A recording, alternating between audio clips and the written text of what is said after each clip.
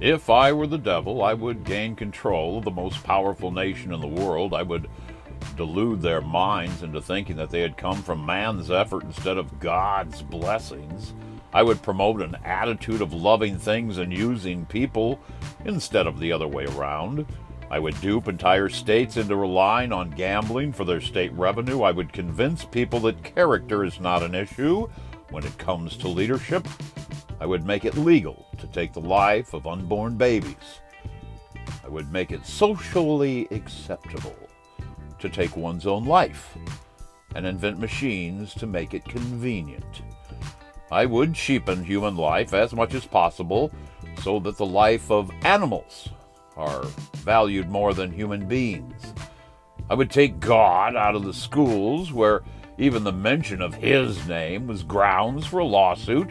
I would come up with drugs that sedate the mind and target the young. And I would get sports heroes to advertise them. I would get control of the media so that every night I could pollute the mind of every family member for my agenda. I would attack the family, the backbone of any nation. I would make divorce acceptable and easy, even fashionable. If the family crumbles, so does the nation. I would compel people to express their most depraved fantasies on canvas and movie screens, and I would call it art. I would convince the world that people are born homosexuals and that their lifestyles should be accepted and marveled. I would convince the people that wrong and right are determined by a few who call themselves authorities and refer to their agenda as politically correct. I would persuade people that the church is irrelevant and out of date, and the Bible is for the naive. I would dull the minds of Christians and make them believe that prayer is not important and faithfulness and obedience are optional. I guess I would leave things pretty much the way they are. That essay aired by radio personality Paul Harvey 54 years ago in 1965.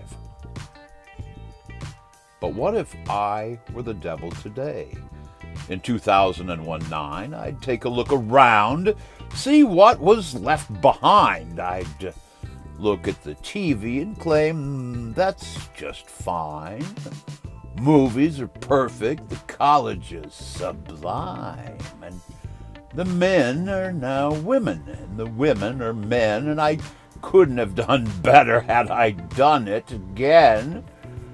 Children are now playthings, and they have no choice. Their parents are absent. The church has no voice.